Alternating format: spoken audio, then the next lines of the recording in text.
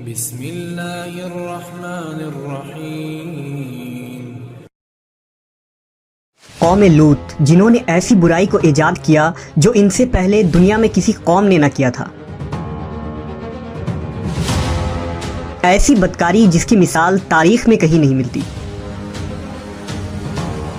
اس قوم نے ایسا کیا کام کیا تھا اور ان کا کیا انجام ہوا؟ حضرت لوط علیہ السلام اللہ کے ایک برگزیدہ نبی تھے۔ آپ کے والد کا نام ہاران تھا جو تاریخ کے بیٹے تھے۔ آپ کی پیدائش عراق کے قدیم شہر ار میں ہوئی تھی۔ اس شہر میں ابراہیم علیہ السلام کا مسکن تھا۔ دراصل لوط علیہ السلام کے والد ہاران حضرت ابراہیم کے سگے بھائی تھے، یعنی حضرت لوط علیہ السلام حضرت ابراہیم کے بھتیجے تھے۔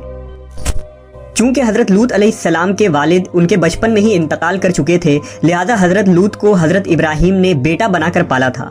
آپ حضرت ابراہیم پر سب سے پہلے ایمان لانے والوں میں شامل ہیں۔ آپ حضرت ابراہیم کے زمانے میں اہل سدوم کی رہنمائی کے لیے نبوت کے منصب پر فائز ہوئے۔ حضرت لوط کے بہت سارے معجزات ہیں۔ آپ جس وقت بارش کے لیے دعا کرتے تھے تو آسمان بادلوں سے بھر جاتا اور خوب بارش ہوتی تھی۔ حضرت لوط جس پتھر پر سر رکھ کر سوتے، اس پتھر پر آپ کے سر مبارک کا نشان بن جاتا تھا۔ سدوم وہ علاقہ تھا جہاں لوط علیہ السلام مبعوث فرمائے گئے۔ سدوم کے آس پاس 5 نہایت ہی خوبصورت شہر آباد تھے، جن میں سے ہر ایک کی آبادی 1 لاکھ نفوس سے زیادہ ہی تھی۔ یہ علاقے نہایت ہی سرسبز و شاداب اور قدرت کی فیاضی کا حسین شاہکار تھا۔ یہاں باغات کی کثرت تھی، لہلہاتی کھیتیاں یہاں کی ضروریات سے کہیں زیادہ تھی۔ اردن، شام اور اسرائیل کے درمیان بسا ہوا یہ علاقہ نہایت ہی زرخیز تھا۔ وہاں طرح طرح کے اناج، پھل، میوے بکثرت پیدا ہوتے تھے، اور یہی وجہ تھی کہ آس پاس کے بستیوں کے لوگ بھی اپنی معاشی اور غذائی ضرورت کے لیے ان بستیوں کی طرف آتے تھے۔ مگر یہ بات اہل سدوم کے لوگوں کو بالکل بھی پسند نہ تھی۔ ان کے خیال میں ان کی بستیوں میں پیدا ہونے والے پھلوں، اناجوں اور سبزیوں پر صرف ان کا ہی حق تھا۔ وہ نہیں چاہتے تھے کہ دوسری بستیوں کے لوگ ان کے علاقے میں آئیں۔ ایک دن سدوم کے لوگ اس بات پر غور و فکر کر رہے تھے کہ باہر سے آنے والے لوگوں کو یہاں آنے سے آخر کیسے روکا جائے، کہ ابلیس ایک بزرگ کی شکل میں ان کے محفل میں آیا اور کہا، اگر تم ان سے پیچھا چھڑانا چاہتے ہو تو میرے کہنے پر عمل کرو۔ اس اجنبی بزرگ کی بات لوگوں نے بہت توجہ سے سنی۔ ابلیس نے کہا، میں کل بتاؤں گا۔ دوسرے دن ابلیس ایک خوبصورت جوان لڑکے کی بھیس میں آیا اور انہیں اپنی عورتوں کے بجائے مردوں کے ساتھ فعل بد کرنا سکھایا۔ ابلیس نے کہا کہ اگر تم ان بستیوں کے لوگوں سے نجات چاہتے ہو جو تمہاری بستی میں آ جاتے ہیں تو ایسا کرو کہ جب بھی کوئی شخص تمہارے علاقے میں آئے تو تم لوگ زبردستی اس کے ساتھ اپنی خواہش پوری کرو۔ اس طرح یہ لوگ اس بستی میں آنا چھوڑ دیں گے۔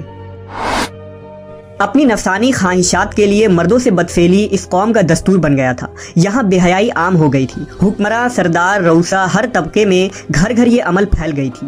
بھری محفل میں یہ لوگ اس فحاشی کے کام کو کر کے خوش ہوتے تھے۔ کوئی بھی محفل اس کام کے بغیر ادھوری سمجھی جاتی تھی۔ خاص کر مسافروں میں سے کوئی خوبصورت لڑکا ہوتا تو یہ لوگ اسے اپنا شکار بنا لیتے۔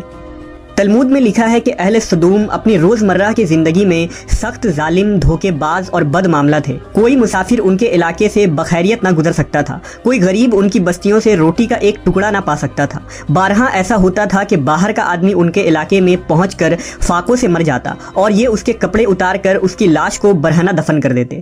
اپنی وادی کو انہوں نے ایک باغ بنا رکھا تھا جس کا سلسلہ میلوں تک پھیلا ہوا تھا۔ اس باغ میں وہ انتہائی بے حیائی کے ساتھ اعلانیہ بدکاریاں کرتے تھے۔ حضرت لوط علیہ السلام نے انہیں توحید کی دعوت دی اور بدکاری کے اس گھنونے عمل سے توبہ کرنے کا حکم دیا۔ حضرت لوط نے کہا، تم بے حیائی کیوں کرتے ہو؟ کیا تم عورتوں کو چھوڑ کر لذت حاصل کرنے کے لیے مرد کی طرف مائل ہوتے ہو؟ حقیقت یہ ہے کہ تم احمق لوگ ہو۔ حضرت لوط اہل سدوم کو دن رات واعظ و نصیحت کیا کرتے، لیکن قوم پر اس کا کوئی اثر نہ ہوا، بلکہ وہ بہت فخریہ انداز میں یہ کام کرتے تھے۔ انہیں حضرت لوط کا سمجھانا بھی برا لگتا تھا، لہٰذا انہوں نے صاف صاف کہہ دیا کہ اگر تم ہمیں اسی طرح برا کہتے رہے اور ہمارے کاموں میں مداخلت کرتے رہے تو ہم تمہیں اپنے شہر سے نکال دیں گے۔ حضرت لوط نے نصیحت و تبلیغ کا سلسلہ جاری رکھا، لہٰذا ایک دن اہل سدوم نے خود ہی عذاب الہی کا مطالبہ کر دیا۔ اللہ تعالیٰ نے اب تک ان کے اس بدترین فحاشی اور بدکاری کے باوجود ڈھیل دے رکھی تھی، لیکن جب انہوں نے حضرت لوط سے ایک دن کہا کہ اگر تم سچے ہو تو ہم پر عذاب لے آؤ، لہٰذا ان پر عذاب الہی کا فیصلہ ہو گیا۔